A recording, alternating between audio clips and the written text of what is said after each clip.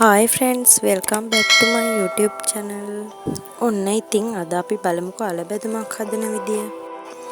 මුලින්ම තාච්චියක් ලිපේ තියලා ඒකට තෙල් ටිකක් දාගන්න ඕනේ. ඒ තෙල් ටික ටිකක් රත් වෙනකොට අපි ඒකට සුදු ලුණු ටිකක් දාලා හොඳට රන්වන් පාට වෙනකම් බැද ගන්නවා.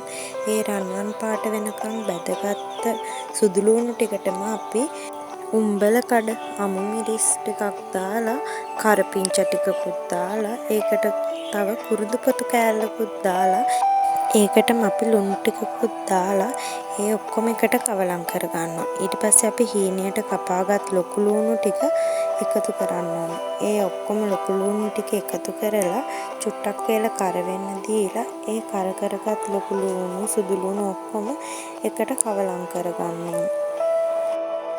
මේ වෙලාවට නම් මාරම සුවඳක් තමයි එන්නේ. ඒ කවලම් කරගත්ත ලොකු ලුණු ටිකට අපි කෑලි මිරිස් වලින් ටිකක් එකතු කරගන්න ඕනේ.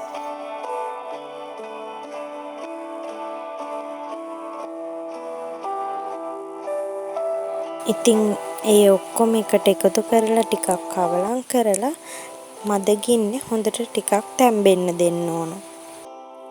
ඉතින් මට මිරිස් මදි කියලා තේරිච්ච හින්දා මං ආයෙමත් මිරිස් කුඩු පොඩ්ඩකුයි කෑලි මිරිස් ටිකකුයි කරි කුඩු ටිකකුයි එකතු කරගත්තා.